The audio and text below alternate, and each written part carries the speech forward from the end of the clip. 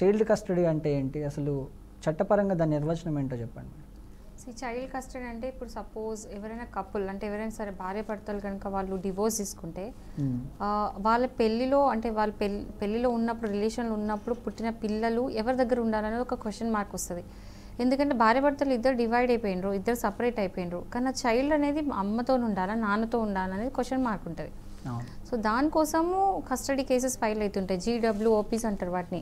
So అదేంటంటే ఎవరు custody ఇవ్వాలి అంటే మదర్కి ఇవ్వాలా లేకపోతే ఫాదర్కి ఇవ్వాలి అని చెప్పి కోర్టు డిసైడ్ చేస్తుంది.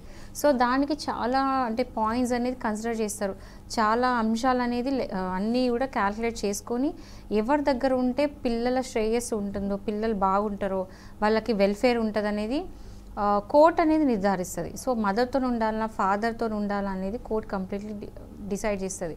అండ్ ఇదంతా కూడా గార్డియన్స్ అండ్ వార్డ్స్ యాక్ట్ 1890 కింద ఆ యాక్ట్ ప్రకారం ఈ GWOPs ఫైల్ అయితే అండ్ దాని తగ్గట్టు కస్టడీస్ అనేది గ్రాంట్ చేయబడుతుంది. బేసికల్ అంటే ఒకటే అండి, కస్టడీ అంటే ఏంటంటే మదర్కి ఇవ్వాలి, ఫాదర్ ఇవ్వాలి, ఆఫ్టర్ డివోర్స్ ఎవరి దగ్గర ఉండాలనేది కోర్ట్ డిసైడ్ చేస్తుంది. లీగల్గా చట్ట ప్రకారంగా ఒక ఆర్డర్ త్రూ అంటే ఒక ఆర్డర్ అనేది ఒక డిగ్రీ అనేది పాస్ చేస్తే అందులో మదర్కి ఇస్తున్నారా లేదా ఫాదర్కి ఇస్తున్నారా అనేది డిసైడ్ చేసినప్పుడు ఆ ఆర్డర్స్ ప్రకారం ఆ చైల్డ్ మదర్తో ఉండాలా ఫాదర్తో ఉండాలా అనేది తెలుస్తుంది మనకి. అంటే విడాకుల తర్వాత పిల్లల సంరక్షణ హక్కు అనేది ఎవరికి ఇవ్వాలని నిర్ణయించినప్పుడు కోర్టు ఏ అంశాలని పరిగణలోకి తీసుకుంటుంది? చాలా అంశాలు, కానీ అన్నిటికంటే టాప్ మోస్ట్ అంశం మాత్రం welfare of the child. Welfare of the child అంటే కరెక్ట్ చెప్పాలంటే బాగోగులు, అంటే పిల్లల బాగోగులు ఎక్కడ బాగుంటుంది, ఎడ్యుకేషను లేకపోతే వాళ్ళ మెంటల్ హెల్తే కానీ లేకపోతే మనీ పరంగా ఫినాన్షియల్గా కానీ లేకపోతే వాళ్ళు ఉండే లొకేషన్ అండ్ అన్నిటికంటే మెయిన్ ఎన్వైర్న్మెంట్, అంటే వాళ్ళు ఎట్లాంటి ఎన్వైర్న్మెంట్లో ఉంటున్నారు, మంచి సేఫ్ ఎన్వైర్న్మెంట్లో ఉంటున్నారా లేదా, ఇవన్నీ కూడా కన్సిడర్ చేస్తుంది కోర్ట్. ఇప్పుడు సపోజ్ కొన్నిసార్లు మనం చాలా మటుకు ఏమనుకుంటామంటే ఒకసారి కస్టడీ ఫైల్ అయితే మదర్కే ఇస్తారు అని అనుకుంటాం. అట్లా ఉండదు, మదర్కే కానీ ఫాదర్కే కానీ అక్కడ ఏం చూస్తారంటే సేఫ్ ఎన్వైర్న్మెంట్ ఎక్కడుంది, మంచి ఎన్వైర్న్మెంట్ మంచి వాతావరణం అనేది ఎక్కడుంది. ఒకవేళ మదర్ దగ్గర ఉంటే మదర్కి ఇస్తారు, ఒకవేళ అదే వాతావరణం అమ్మ దగ్గర బాగాలేదు ఓన్లీ ఫాదర్ దగ్గర ఉందంటే ఫాదర్కి ఇస్తారు. అంటే ఈ మధ్య కాలంలో చాలా మార్పులు వస్తున్నాయి. ముందు ఏంటంటే చాలా మట్టుకు మదర్కి ఇచ్చేవాళ్ళు, న్యాచురల్ గార్డియన్ మదర్, ఎందుకంటే మదర్ వూమ్ నుంచి పిల్లలు పుడతారు అంటే 9 months కని పెంచుతారు కాబట్టి ఆ తర్వాత ఏంటంటే మదరే పెంచుతుంది ఫాదర్ పెంచాడు అనే ఒక కాన్సెప్ట్లో మదర్ న్యాచురల్ గార్డియన్ అవుతుంది. సో మదర్ బాగా చూసుకోగలుగుతుంది. అట్లీస్ట్ 5 years వరకు అయితే చైల్డ్ బాగోగులు చూసుకోవడం ఓన్లీ తల్లికి సాధ్యం, తండ్రికి సాధ్యం కాదు అని చెప్పేసి చాలా మటుకు ఇలాంటి వాటిలో ఆ కాన్సెప్ట్లో ముందు జడ్జిమెంట్స్ ఎక్కువ శాతం కూడా మదర్ ఫేవర్లు ఇచ్చేవాళ్ళు.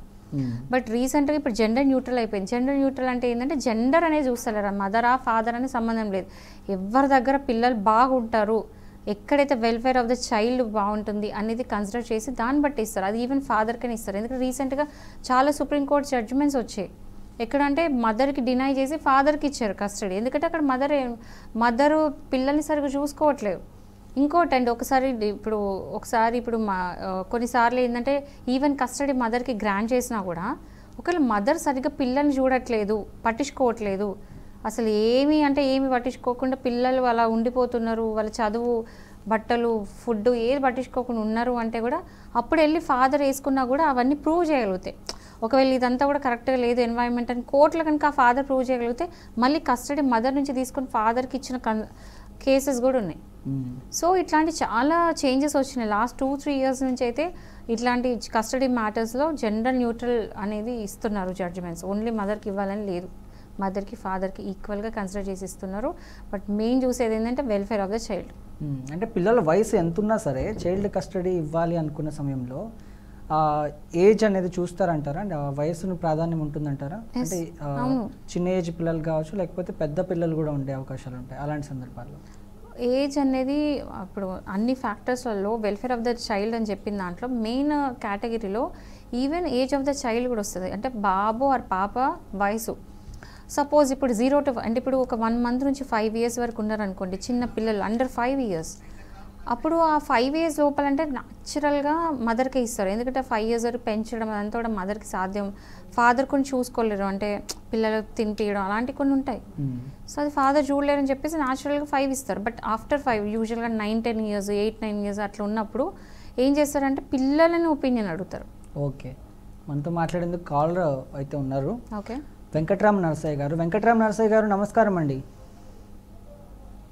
మేడం చెప్పాలా? చెప్పండి, మీ సమస్య ఏంటండి? మాది ల్యాండ్ సంగతి మేడం. చెప్పండి సార్. ఇప్పుడు 1930లో సర్వే చేసి నైజాం సర్కారు అద్దులు బాచారు శివారు.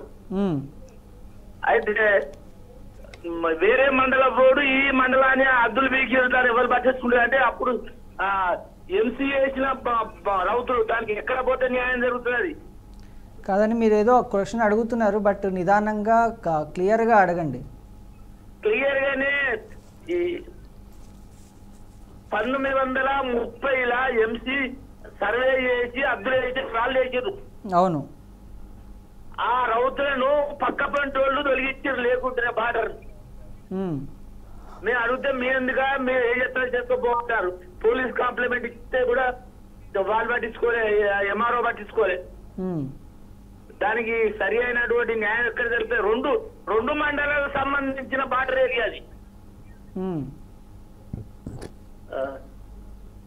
ఇప్పుడు మీ ప్రాపర్టీకి సంబంధించిన డాక్యుమెంట్స్ ఉన్నాయా, కాగితాలు ఉన్నాయా? మీరు ఎక్కడి నుంచి మాట్లాడుతున్నారు? మీరు ఎక్కడి నుంచి మాట్లాడుతున్నారు? మేము ములుగు జిల్లా తిమ్మాపురం వెంకటపురం మండలం నుంచి వెళ్ళి. ఏ డిస్ట్రిక్ట్ అండి ఇది? ఏం మేడం? డిస్ట్రిక్ట్ ములుగు అని చెప్పలేదా?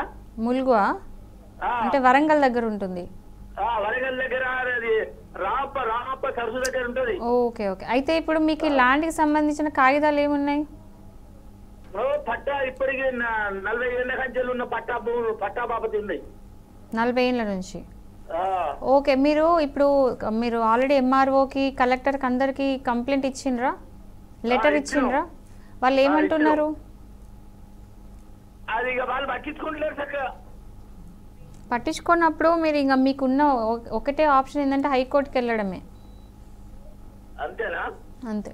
ఎందుకంటే ఇప్పుడు మీరు ఏదైనా ప్రాబ్లం వస్తే మీరు వెళ్ళాల్సింది ఎంఆర్ఓ దగ్గరికి, కలెక్టర్ దగ్గరికి. వాళ్ళకి మీరు ఒక కంప్లైంట్ ఇచ్చిన తర్వాత కూడా వాళ్ళ యాక్షన్ కనుక తీసుకోకపోతే మీరు వెళ్ళాల్సింది హైకోర్టుకి. అప్పుడు హైకోర్టు ఏంటంటే వాళ్ళకి డైరెక్షన్స్ ఇస్తుంది, ఈ విషయంలో ఏదో ఒకటి తేల్చేయండి అని చెప్పేసి హైకోర్టు వాళ్ళని బెదిరించి తిట్టి మందలించి ఒక డైరెక్షన్ ఇస్తుంది అనమాట. సో ఒక టైం ఇస్తారు, 1 నెలనా 2 నెలల హైకోర్టు టైం ఇస్తుంది. ఆ 1-2 నెలల లోపల వాళ్ళు మీ పని అనేది చేసి పెట్టాలి, మీ ప్రాబ్లం అనేది సాల్వ్ చేసి పెట్టాలి. సో అది హైకోర్టుకి వెళ్ళాల్సి ఉంటుంది.